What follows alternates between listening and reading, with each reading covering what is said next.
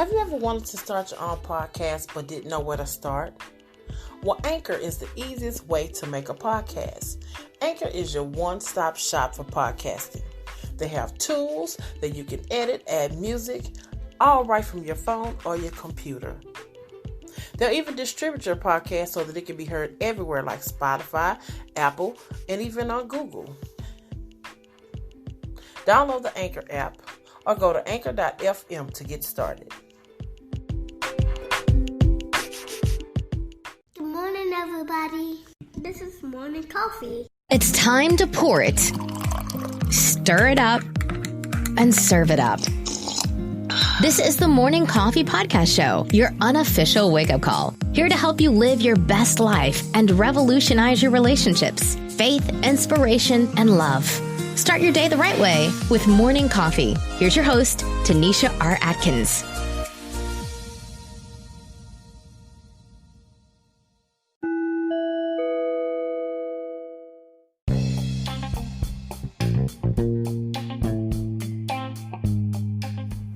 Good morning. You're tuned in to the Morning Coffee Live Show.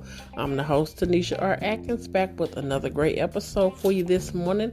Well, as you know, Morning Coffee is your unofficial wake-up call on a mission to provoke you to change and spiritual growth so that you can live your best life and revolutionize your relationship. So welcome back to Morning Coffee. We are back live this morning. Yesterday, we did a replay of an episode that was from season 3. And so we're back this week, still talking about we're all in this together in season 4. Families, organizations, team members, co-workers, whatever team or organization that you are a part of, our mission is to help you to come to understand that there is no I in team, but that when we all work together, come together, we can just create some awesomeness. We're better together. That's what this season is all about. I want to thank you all for all of the birthday wishes and shout outs and gifts that I received over the weekend. Thank you so much for that. I enjoyed my birthday, had a great time. Well, this week, we're still talking about functional and dysfunctional families and just taking a look at some of the issues that are going on, and not just families. When I shouldn't just say families, we're just going to say functional and dysfunctional systems. We'll say it like that, because even your family can be all intact. Y'all can be on one accord, walking in unity, and then when you go to work, your work life can just be total chaos because you don't get along with your coworkers, or even at church. Maybe you don't get along with your church family. Well, that's called dysfunction. Anytime that things are out of order and they're not functioning in a manner that everybody can operate as one, it's dysfunction, And we're going to talk a little bit about this today. We're going to back all the way up. And I love to talk about Adam and Eve, of course, because they were like the first family.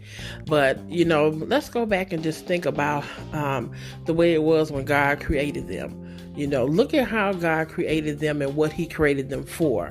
He created Adam, and then he said, okay, it's not good for man to be alone. So then he created Eve, right?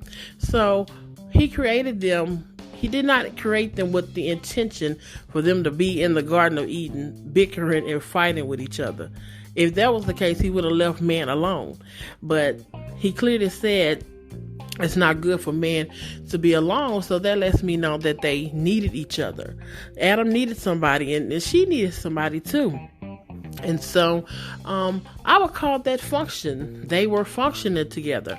How I think it started to get out of order and started to dysfunction, and this is not the Bible, don't say this is just my opinion, but I really feel that the whole situation with the serpent coming in and kind of, tripping Eve up, and then her backdooring and bringing Adam in on it, well, I believe that dysfunction was created there because, God called Adam was the lead.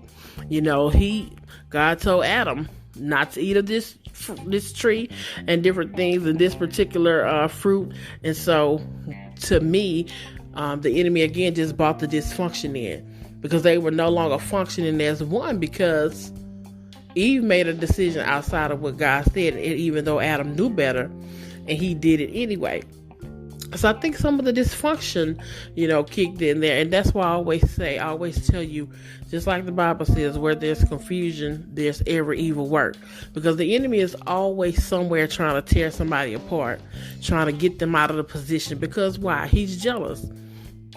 He's jealous because we're made in the image of God. And that's all that was about. To me, that's what it was about. He looked and said, who are these people? God had created people. Now they just walking around in the garden. He was jealous. Remember, he wanted to be like God. So his whole mission is to sabotage, don't conquer and divide. And that's what he did. He waited till Eve was by herself, and then he went in with his manipulation. Adam and Eve were supposed to be on the same team.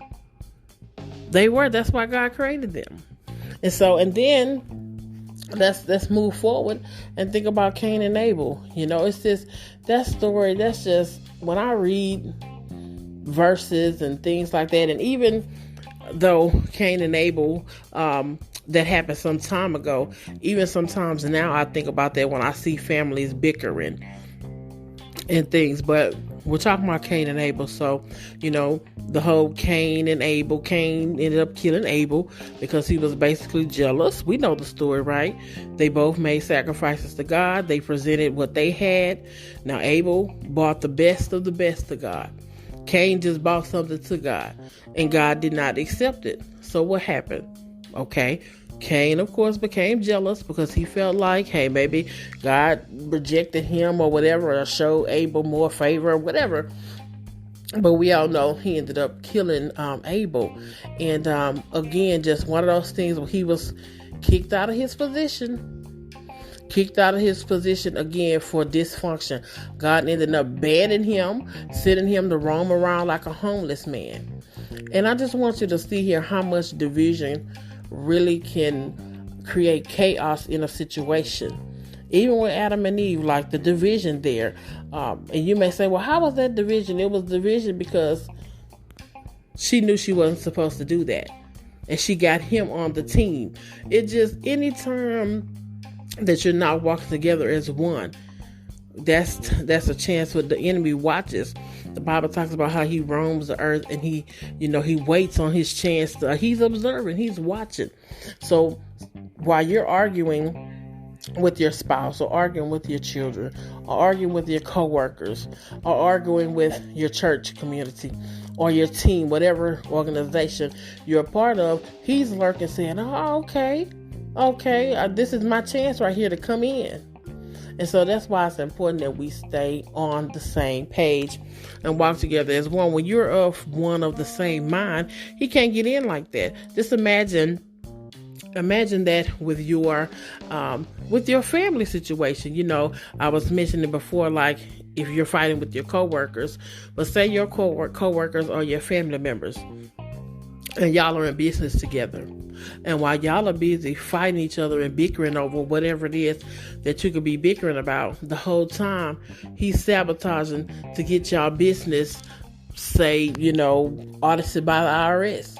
And maybe someone is not taking care of the business side of it because they're so focused on the argument, and you neglect the responsibility of doing your taxes. And I'm just giving you an example of just how it works when you're in division. It's better when you're on one accord. Like, yes, there's going to be disagreements there because we're all different. There's going to be misunderstandings sometimes, but it's all about the way you handle that. Like, even, going back to Cain and Abel, that was I don't know if you want to call it a misunderstanding, but why did he have to kill Abel? Because God rejected his gift. What did Abel have to do with that?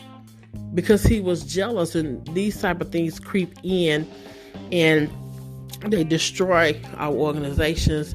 The enemy he doesn't like us. We cannot pretend like he likes us. He's jealous of us. We're made in the image of God. He wanted to be God. So he is very jealous, and because God loves us so much, he'll take every opportunity that he can to destroy us, even if it means coming after your family, coming after your business, coming after your church organization. That's why it's important that what Cain should have been doing was asking himself, why did God not take my gift? like he did Abel's? That's what he really should have been asking himself instead of going after his brother. And so I want you to think about that. If maybe that's you, maybe you're seeing some of your other family members or group members, maybe they're prospering and doing good and you've been trying things and maybe it's not working. Instead of getting jealous about them or jealous because they seem to have it going on, go back and search within yourself and say, okay, am I doing something wrong? Am I not on the right path? What he could have done also, Cain, he could have went to Abel and said, what are you doing? Like, what's your thought process before you present your gift to God? Like, to find out why God loved your gift so much and not mine. And maybe Abel could have helped him out and say, well, this is what I did. I picked the best of what I had and gave it to God. You see how that situation could have went totally different? But again, you have to have that mindset that we're going to be one. Like, my objective is not to fight with my family or not to fight with my coworkers or not to fight with my organization. My objective is to stay in one accord with them. You have to have that mindset. And so when you see things getting out of order and starting to get dysfunctional, your mindset needs to be, let me not come at it in an angry place. Let me come at it with concern and love and compassion because I want to get it back on track. Make sense? So it's just important, sometimes we have to have these conversations. These conversations are necessary because one thing about us, we will point the finger at somebody else in a heartbeat. But if we turn around and point that finger at ourselves and say, okay, how can I make it better? Maybe if making it better would be, let me just go and see, this person seems tense and not taking everything so personal. Let me go and see if they're dealing with something, if it's something that I can help with. You have to change your mentality if you're going to walk as one in an organization and be on the same page. And remember that there's no I in team. There's no I in team. So sometimes if something is affecting one of your family members or your coworkers, sometimes it trickles down to you because y'all all in the same unit. And you have to walk in love with that person and not just say, well, you're not pulling your weight now, I'm mad, and you just need to be fired, or you need to get out of the family, you need to get kicked out. That's because you're focusing on, again, what I'm doing and you're not doing. But when you have the mindset of we're a team, you say something is wrong with my family, something is wrong with my team or my organization. They're not functioning the way they normally would. So let me get in here and see if it's something I could do to help, right? So I'm going to leave you with that this morning to really think about that. Meditate on that a little bit, roll it around your brain to ask yourself, how can I help? Not how can I be noticed all the time? How can I help? How can I make your day easier, team member? Because when my team member or my family, when they're at their best, they'll perform better in the family, or they'll perform better on the team, and then our whole team can be winning. So that's it this morning. Remember to connect with us on social media, on Facebook, YouTube, and Instagram at Morning Coffee Live. And also, we're on Twitter now at Start Your Day Off. We're at Start Your Day Off because morning coffees were already taken, of course. So our Twitter handle is Start Your Day Off, because that's what we want to help you do, to start your day off the right way. Well, thank you so much for tuning in today. We'll be back tomorrow with another great episode and more topics on function and dysfunction. Have a great day.